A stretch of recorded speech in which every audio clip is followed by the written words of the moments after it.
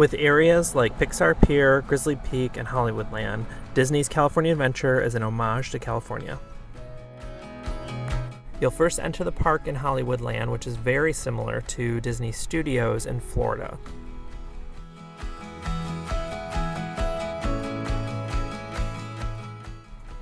Hollywoodland is where you'll find a lot of the live shows, shops, and several food stands.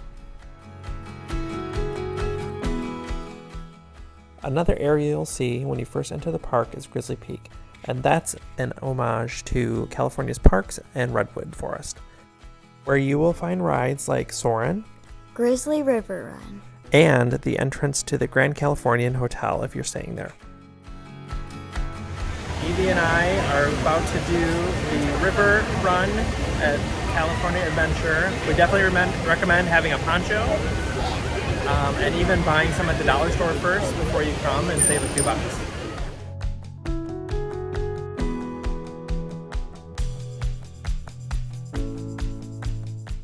Moving further into the park, you'll find the Avengers Campus, where you'll find some fun eateries, shops, Web Slingers the Ride, which is an interactive 3D ride, a Spider-Man show, and Marvel Mission Breakout, which used to be the Hollywood Tower of Terror. Hey, what's going on, guys?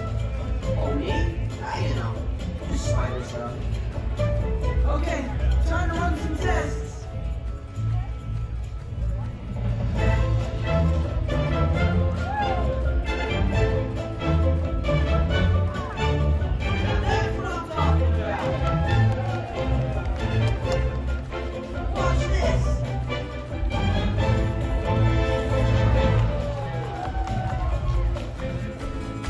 Directly across from the Spider-Man show is a neat little path that not many people know about that will take you right to Cars Land, where there are a few rides and the super popular Radiator Springs.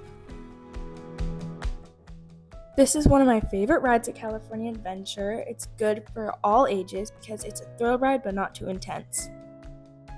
Radiator Springs is not included in the general Genie Plus Lightning Lane package, but you can buy one a la carte for your group. If you can swing it, we highly recommend it because the wait times can get really long. And also, if you can, in the evening, it's really fun because they do a really good job with the lighting and the colors in the canyon come alive. Inspired by Big Hero 6, San Fransokyo Square has a nice mix of eateries and shops. Inspired by the iconic boardwalks of California, Pixar Pier is the largest area in the park. The Incredicoaster is awesome. Hold on! 5, 4, 3, 2, 1, go!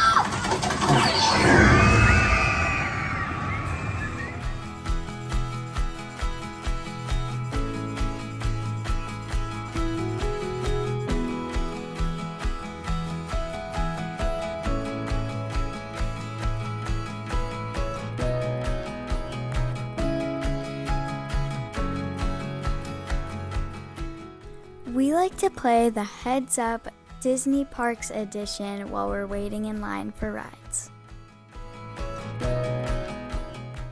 For a sit-down dinner, we recommend the Wine Country Trattoria. The salmon with dill cream sauce is very good, and the shrimp trattoria salad is delicious, and the kids loved their cheese pizza because the dough recipe they said was amazing. The nighttime show at California Adventure is World of Color, and we feel it's one of the better shows at any of the Disney parks. You'll definitely want to log in to your Disneyland app the day of at noon to get in the virtual queue for a better viewing area.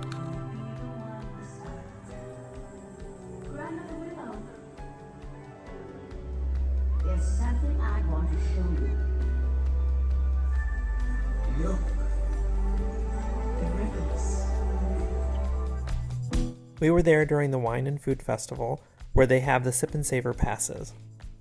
At the festival, you can get a Sip and Savor pass. They come in 4-ticket and 8-ticket options. Each ticket entitles you to a sample size of some really fun creative food options at kiosks throughout the park.